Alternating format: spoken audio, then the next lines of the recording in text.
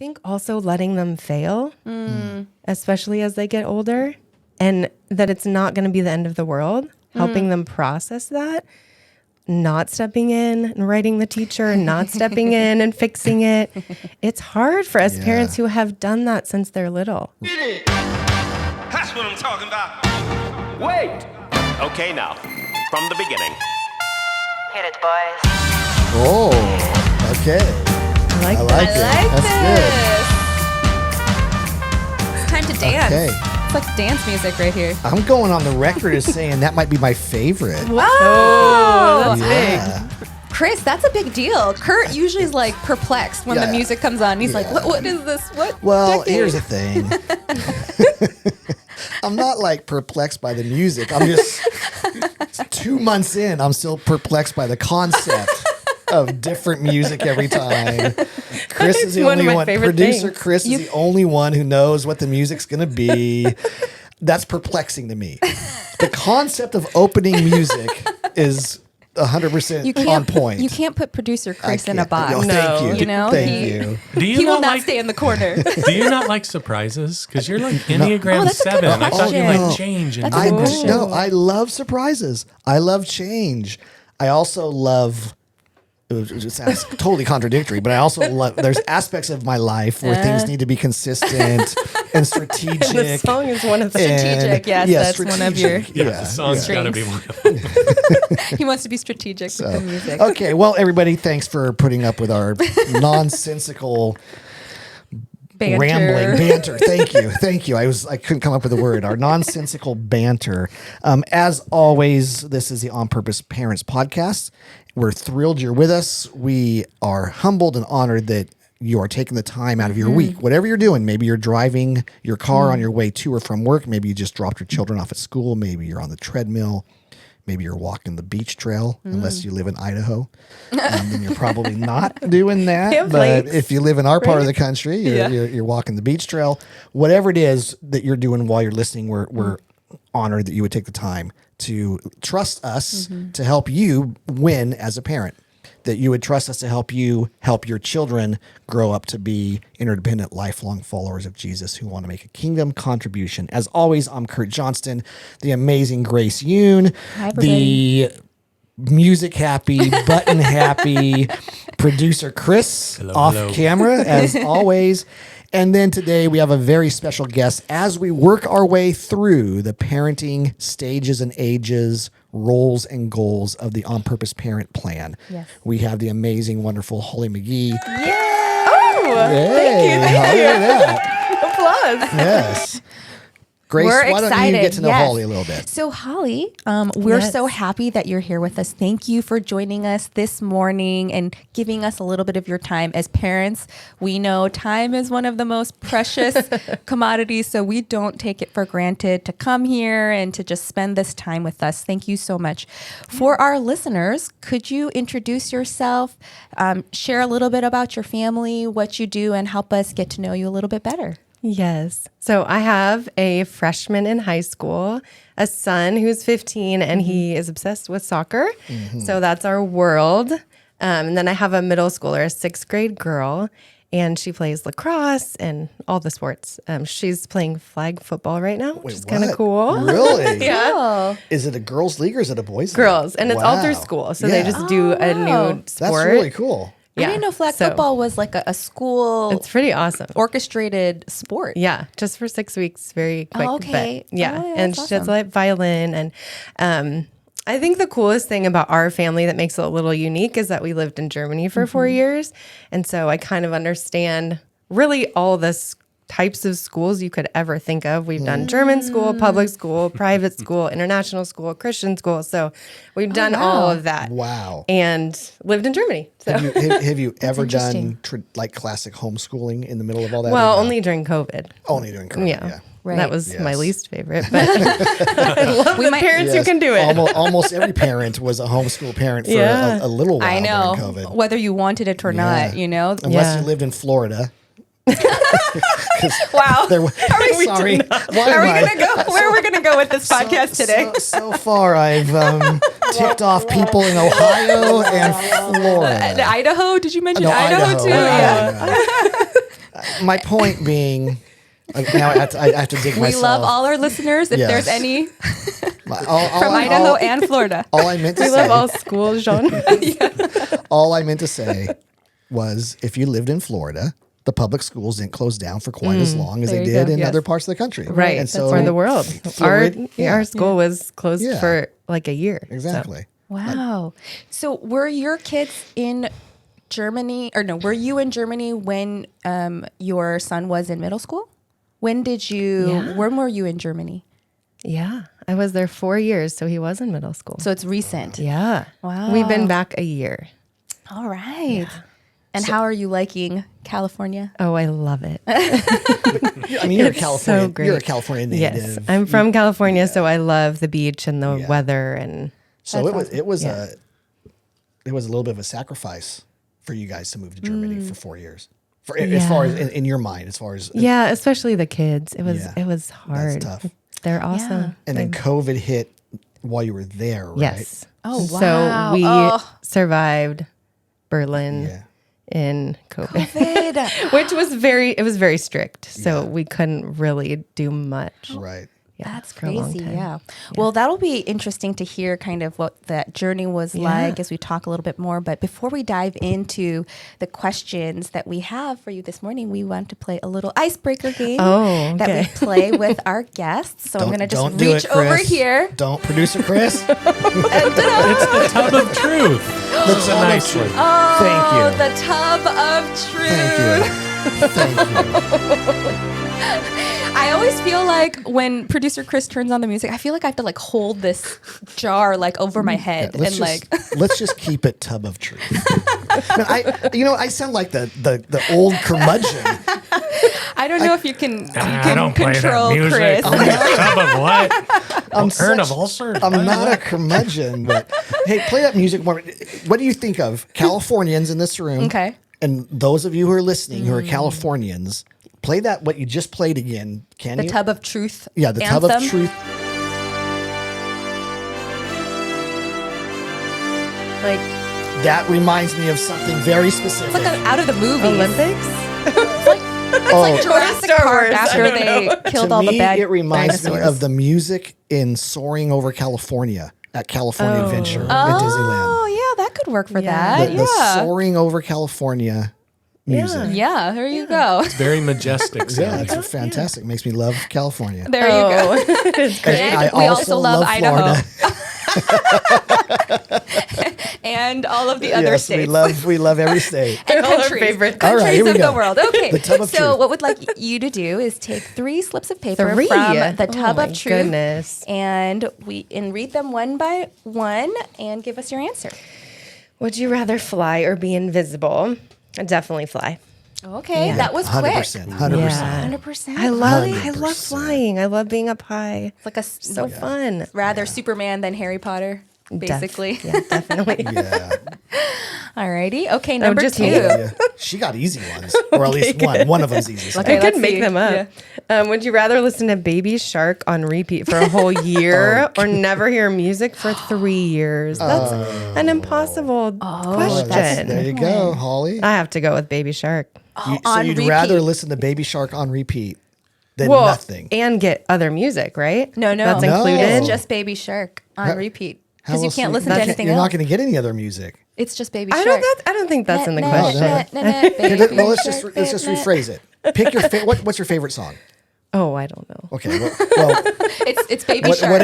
whatever it is, your favorite song Yes. over and over and over and over and over, and that's the only song you ever hear, or no songs for 3 years. Okay, maybe I'll change my answer.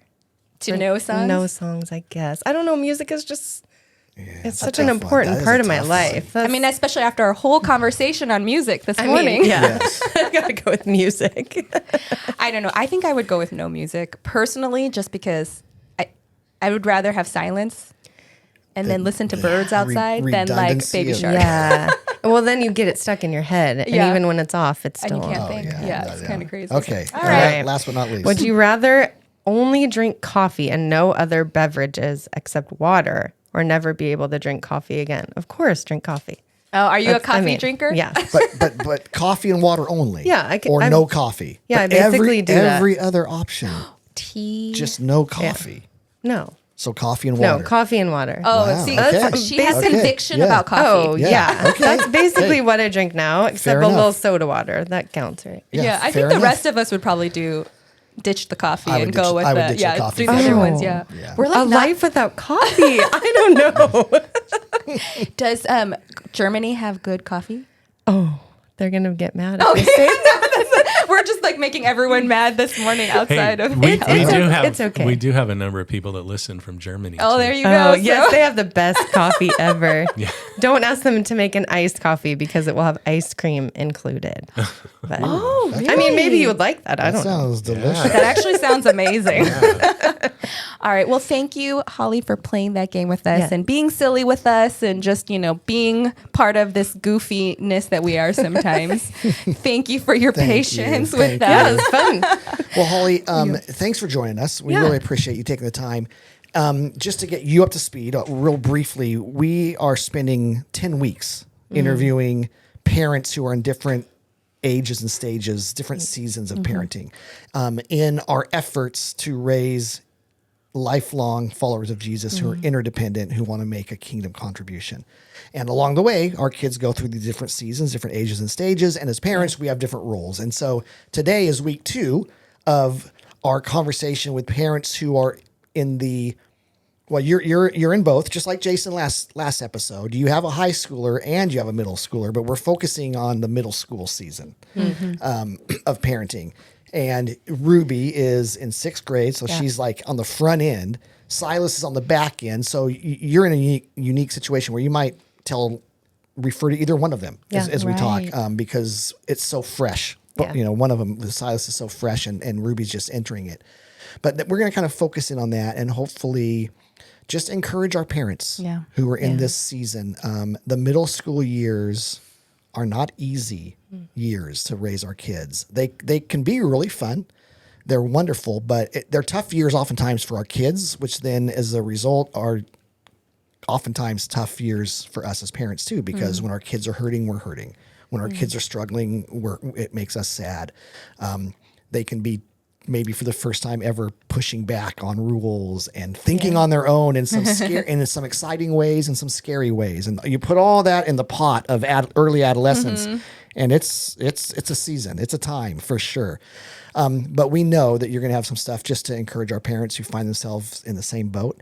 And so Holly, as you think about this season of raising teenagers, early adolescence, what's something about like the middle school years and that stage of life that you've just kind of grown to appreciate? Maybe it caught you off guard, but it's something you understand and appreciate specifically around that early adolescent stage. I love just how they're growing and how you can have more discussions, almost like they're an adult, but they're not. But you can process more things with them. You can be more real. You can have those discussions. And it's so rewarding to see all of the seeds that you planted when they're little become something that is so cool now. Yeah. It's not every day, but Right. there are moments that are just awesome with them. And there's the good and the bad side of that, right? The good side is, wow, we were having all these amazing conversations about things we didn't used to get to talk about. The challenging side of that is, oh, we're talking about that. Yep. Or, you have that question. Yep. Or, hey, Rob, your husband, hey, Rob, you need to talk to them about A, B, or C based on comments that they've made or whatever. What's something that's been a little bit challenging in that for you?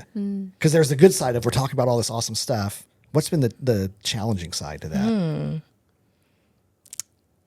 That's a great question. I usually love it, but yeah, maybe just not knowing the right way to handle it. Maybe not knowing exactly what to say or if I've said the wrong thing or the right thing. But I think the cool thing is that your kids are so forgiving, and you can always go back and adjust or research more or think about it and go back and have another conversation. So it's a really cool season. So can you identify a reason or some mindset for you? Because when you say, I love it, you're saying the very opposite of what so many parents feel is you're right. saying, I love the tough conversations. I love those challenging moments. I love talking Yeah. about deeper, bigger things. Is there something, is it just the way you're wired? Does it come naturally? Could be. Yeah. But I think I've realized how short my time is with them. And I'm so happy to discuss these things now before they go to college. I mean, my son only has a couple more years. Right. And if we can process anything now while they're in our home, I just feel like it's going to be so much better than when he's on his own Yeah, somewhere yeah. else. Yeah, I'm curious. Like you said, it's, you've been planting these seeds. You mentioned like planting these seeds, and then now you're seeing the fruition of actually having these conversations. Because a lot of times with boys, and also sometimes with girls, some of the things parents will say is, they just don't talk to me. Right. So like Yeah. one of your things that you were noticing about the stage that you just really enjoy, and even the things that most parents would say they don't enjoy, you enjoy, is the conversation Yeah. piece. But some of it is, how do you even just get them to talk to you? And if that's something that you enjoy, is this something that you guys have like emphasized when they were younger, and now that they're in middle school, they're still willing to talk to you? Or do you guys just do it naturally? Or do you guys have like, this is talk time? I mean, like, what does that look like yeah, in your there- family? There has been a couple of things that I intentionally did when they were small. I was thinking back to when they were little, and I was so exhausted as a mom with toddlers, but I always tucked them in bed, read them a story, and I sat with them. And I know that's kind of controversial. Sometimes moms don't do that, but for me, that's what I wanted to do. And I sat with them while they fell asleep. And like I would hold their hand, or maybe not. Maybe I'd just be on my phone, but I was there. And still to this day, my son will ask me to sit with him when he goes to bed. Like, and so because I've always been there, that he knows that's the time that he can talk to me. Right. My daughter knows that's the time. And so it's been really special, even though at seasons it was really hard. Yeah. And then the other thing that I really realized when I was in Germany, because I couldn't drive there, it wasn't allowed. So we biked everywhere, and I missed car time. And I realized how special time in the car with your kids is, because when you're on a bike, you can't really talk. Right. So now it's a family rule that we don't do phones in the car. We talk. Wow. And that's just, or we listen to their music and we Right. connect on Oh, the stuff so that good. they like to listen to, Right. or we talk about their school, or I just ask a ton of questions. And I know sometimes they might get, they might not like that, but I just feel like that's my time with them, and they're there and they have to talk to me. Right. That's really what, good. What jumps off the page to me about both of those instances is those are both examples. The bedtime and the car time are examples of just taking advantage of time that's going to happen anyway. Right. Yep. So you're not like finding extra time, Yeah. or you're not, to Grace's question, you're not saying, hey, we're creating talk time. In our busy schedule, in our busy schedule, This is we've talk time. also got to set aside, we've got to calendar out talk time. You have to talk to me. I mean, they're going to bed Yep. every night. Yep. They're going to bed, and there's an evening routine every night. Yep. You're in the car every day. Yep. Doesn't matter. You're in the car, and so to say, hey, those are some times that are happening anyway that we can take advantage of, and instead of just sort of wasting that time, Yeah. using that time strategically, I think is pretty insightful and good for Yes. you for doing that. Yeah. One of the primary roles that you have as a parent of an early adolescent, and Silas, as he's moving out, Yeah. you'll always still be this to him. When your children are younger, before kindergarten, we talk about the role of the caregiver. And then when they move into elementary school, we talk about the role of a crafter, that you're crafting their worldview and you're crafting character and all that kind of stuff. And you're still doing that for both of your kids. You're still the caregiver for Silas, right? He's not self-sufficient yet. But you just sort of add hats. Right. And as you now find yourself, especially with Ruby, we've identified that in middle school, the primary role of a parent is to be a cheerleader. They just need people to cheer them on, Yeah. to be in their corner. Talk to us a little bit about that. Like, what have you found enjoyable about that? How have you maybe strategically kind of been Ruby's cheerleader? Just talk to us a little bit about that. Yeah, there's so many great things about middle schoolers, and I think for me, I've identified what makes her really unique and special. I mean, I've worked with junior hires a lot, and I know one of the great things about them is that they're typically very emotional and excited and loud. And my daughter is not like that. And by the way, she just said one of the great things about them. Yes. One of the awesome things So is positive. they're emotional, loud, Excitable. Ask a ton of questions. and in Holly's world, that is I awesome. love it. maybe I am unique. I don't know. We need this. This is why we Okay, need sorry, your voice. Sorry, keep going. But it's true. I mean, if you give them a donut, they think it's the best thing in the world. Right. You know, just they're so excited about life. Well, my daughter, if you give her a donut, she'll say, I don't really care. And so I've had to adjust how I parent her. Right. And to see how grateful I am for how God made her. And that if if she's in a group of her friends and they're doing something she shouldn't do or she doesn't want to do, she will not do it. Right. She does not care. I mean, just looking at that other side of like, this is how God made her. And that's so awesome. And I think all of our kids are so unique. And so just finding that when they are in middle school, maybe we don't like all their emotions and Right. excitement, but there's great things in that, in who God is making them to be and made them to be. So when you think about Silas and Ruby, like how have you maybe had to or chosen to cheerlead them differently? Oh, well, they're so different. Yeah. Oh, yeah. My son is extremely competitive, all about soccer. Just that's his world. Whereas my daughter's not. She doesn't care about that. And so just every way that I parent them is different, but always no one will turn away from encouragement and just being their cheerleader in their decisions they make, in what they do. And I think also letting them fail, especially as they get older, and that it's not going to be the end of the world. Helping them process that, not stepping in and writing the teacher, not stepping in and fixing it. It's hard for us parents who have done that since they're little. Right. And now it's a new phase where we have to let them Yeah. fail. Man, That's good. Yeah. Yeah, that's so good. And what you just said something in kind of briefly that is so important and really is an act of cheerleading, even though it doesn't always sound like it. And you said not emailing the teacher or not calling the teacher and kind of fighting their battle for them Yeah. about. Whereas a lot of times as parents, we think, well, if I'm their cheerleader, then I'm always their advocate. I'm always on team Silas, no matter what. And of course, we're on team Silas. We're on team. You're on team Ruby all the time. Yeah. Sometimes I think we make the mistake of saying, well, because I'm on team Ruby, I'm going to advocate for her all the time. I'm going to call the teacher and fight. That's how I'm going to show my daughter that I'm her cheerleader. Yeah.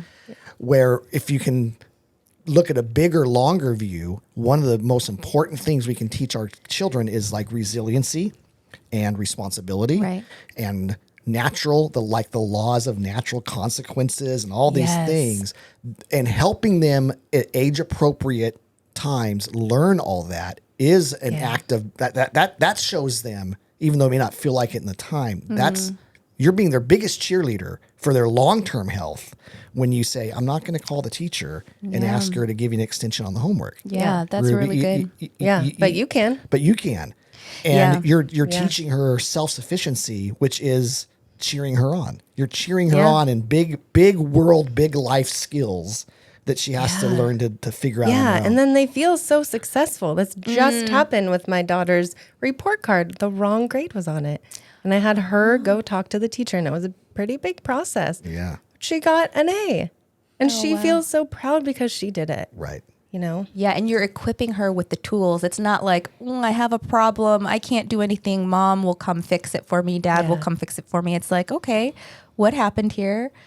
I have the ability to go ask a question. I can go out and ask for clarity, and then there's a positive result, and that's very empowering. The other thing that you said that I think was just so meaningful about cheerleading is that you were, and you mentioned this, you didn't fall into the trap of comparing, which I think, especially when well, for the middle schoolers, I think that's a very common thing now. You start to compare yourself with your friends and things like that. But as parents, it's so just natural to compare.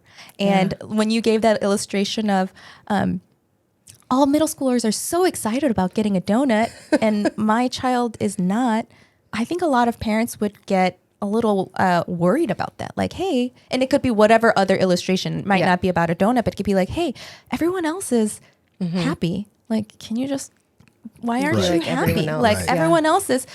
everyone else seems to, all the other parents can relate about their kids Yeah. acting this way and I can't really join in because you're not like that. It can create this pressure, but I love how you think about it. I think your mindset is very positive in that you're seeing, oh, wow, she has these strengths. Like she doesn't just fall under Right. peer pressure. She can stand up for her convictions and you can see that. And by the fact that as a mom, you seeing that her difference as something, as a strength, you can actually cheerlead that as opposed to criticize something Right. that's actually a strength.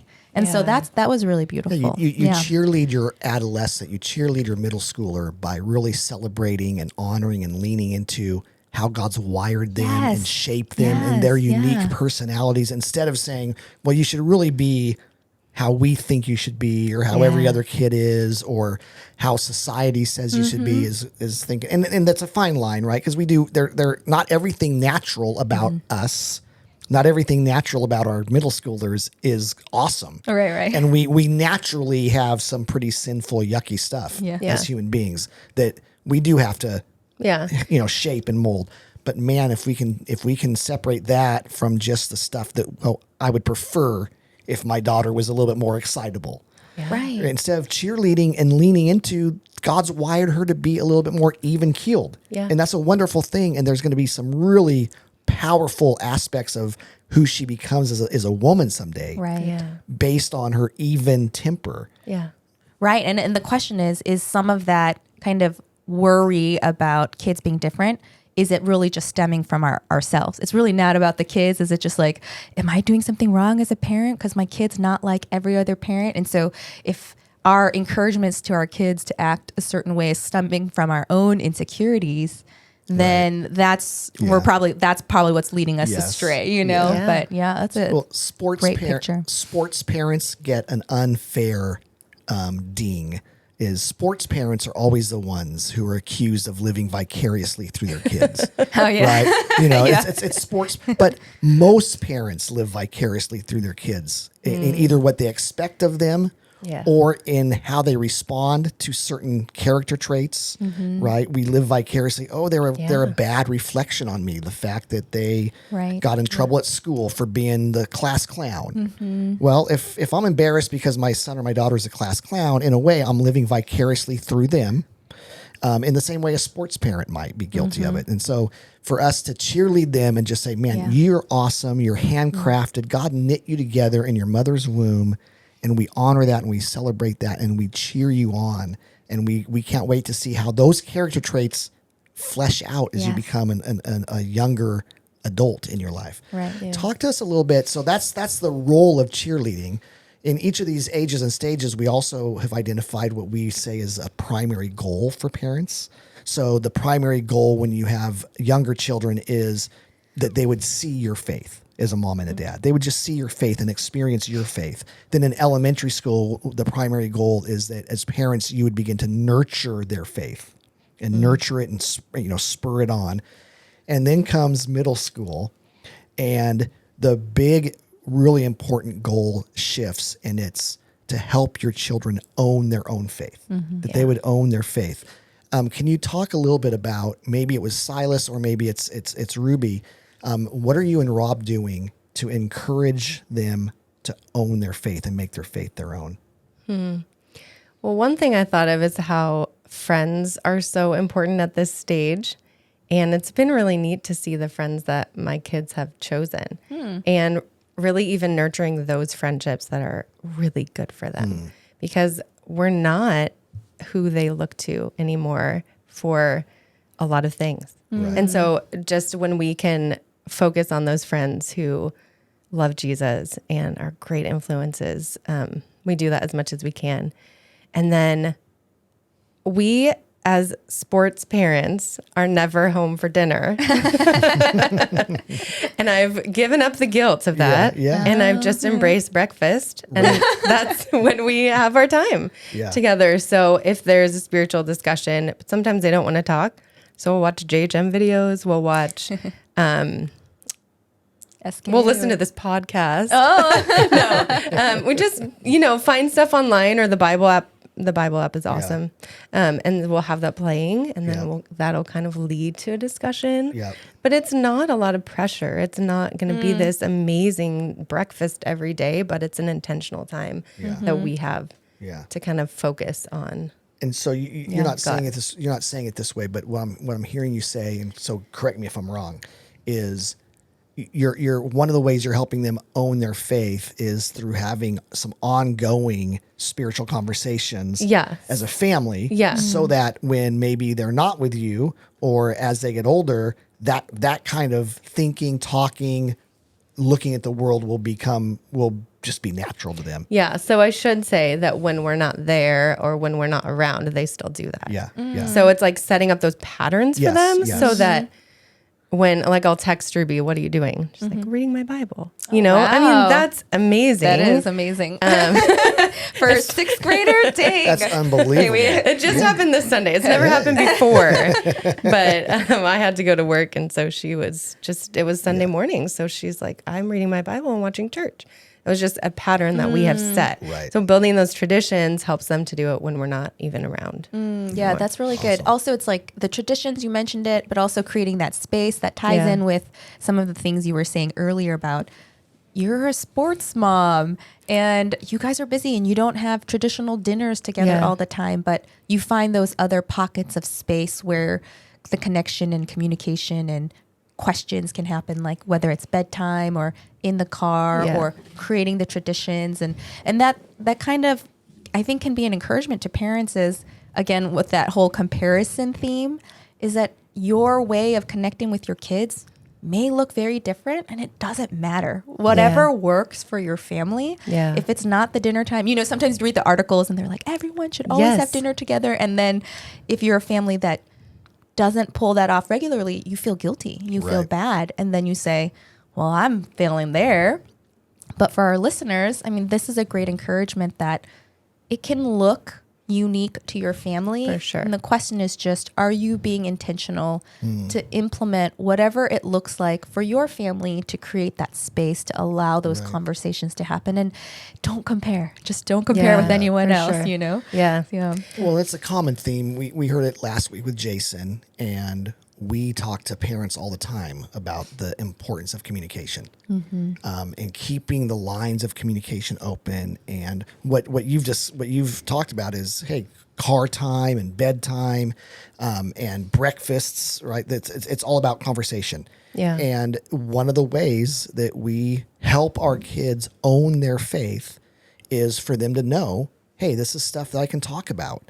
And I can ask questions. And my hunch is, Holly, that with the same vibrancy and enthusiasm that you embrace all the things, all the adolescent things, is that you're probably pretty comfortable as a mom if they haven't, but when the day comes where they start showing up with some of the tougher questions, right? Like, well, we lived in Germany, so we've covered all of the topics. It's a little more open. Between Germany, Florida, and Idaho, we're not making any friends. No, it's just open. All topics are on the table at all times. Yeah, I mean, it's a very open. Yeah, so you're forced to talk about stuff. Yeah. And I do want to say that if there's any way to travel or to even go to Florida or Idaho, but internationally, I mean, your kids' world is so expanded. And I think that's one of the reasons why they own their faith so much is because they were put in a German school where no one believed in God. And so because they've had those challenges super early and they've had to own it for themselves, then we processed it. I think they really have had so many opportunities to do that. Well, putting your kids in faith stretching environments, Yeah. right? Whether it's just a tougher, more secular worldview environment, right? Like your experience in Germany was, or serving in ministry as a family, like Jason talked about last week, Yeah. right? Even in a very Or safe, missions. I mean that stretches their faith. It makes them think about it differently. It makes them live it out differently. And those are all examples of things that really do help our middle schoolers begin to own their faith and make their faith their own. Right. And it ties into maybe the point that you said at the first part of your response, which is you intentionally are conscious as a parent of surrounding them with friends that share their faith. Not that you can't be friends with, people who don't share faith, not at all.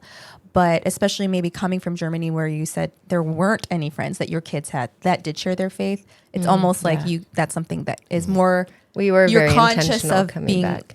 like you value that. You Yeah. see, like sometimes we just take it for granted, like, oh yeah, there's Christian friends all the time everywhere. But when you don't have that, you realize more like, oh, that's especially for middle school when they do care so much about what their peers think. That is, important to think about as parents too, is how can we encourage friendships in For a sure. faith environment. Yeah. So, well, thank you again as we wrap up our time together.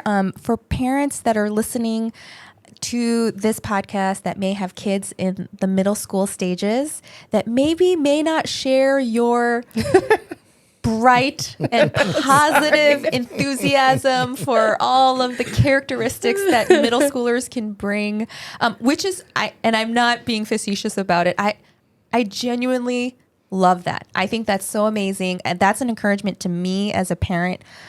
We talked about this a little bit last week, but it's just easy to listen to the narrative that everything is so negative about middle school age. And it is very encouraging and refreshing and actually, inspiring to hear someone talk about middle school in a positive way and to look for the positive things. So I just really appreciate that perspective. But for those parents who are listening with kids in this stage or about to enter that stage, any advice or encouragement or final thoughts on anything that you'd like to share with our listeners? Just continue being their biggest fans. Find that good. There's certainly hard days. And there's certainly days where my kids don't want to talk to me. Just be patient. It'll get better. I mean, in 20 minutes, they'll tell you their darkest secret or, it's just be faithful, be consistent, be there and enjoy all the great things about middle schoolers. Yes. They're awesome. Yeah. I like that. That's good. It's so good. And it's a journey, right? I mean, raising kids is this crazy journey. And everything good, bad, crazy, challenging about raising children, sort of a lot of it happens in very heightened ways in middle school. And you're going to raise middle schoolers whether you like it or not. Every single parent is going to raise their kids are going to go through those years. So you might as well embrace the journey. You might as well enjoy it. You might as well look for the wins. And I do think that the wins do outweigh the losses. And the upsides are way bigger than the downsides, especially if we choose to look at it that way and to focus on it. Every season of parenting has its unique challenges. And middle school just has its unique challenges. Yeah. And so moms and dads of middle schoolers out there, you can do it. You're doing a great job. Hang in there. Yeah. This too shall pass. If it's been a tough season, this too shall pass. And how you navigate the middle school years, if you can just remember, be their cheerleader. That's good. As Holly said, be their biggest fan. That is more important and more powerful. And to them, they may not ever say it to you, but to them, it's more meaningful than I think sometimes we recognize. Middle schoolers need to know that mom and dad are their biggest fans. They still really, really look up to you. They still want your influence in their life. The tendency in middle school is to back off a little bit as parents because they roll their eyes at us. They don't want us at the mall with them. They don't want us around, It's true. They suddenly want, hey, drop me off 2 blocks away from school. I'll walk the rest of the way. They don't want the 10 kisses on the cheeks. They don't want the 10 kisses on the cheeks. But my experience has shown that most middle schoolers still really do view mom and dad as the most important people in their life. Mom and dad just need to lean into that and don't yield everything to the influence of their friends. Don't yield everything to the influence of their teachers and their coaches. And mom and dad, you still have a very, very important, and regardless of whether they really express it or not, you have a very welcomed presence in their life in middle school. And so be their cheerleader, hang in there. You're doing a great job.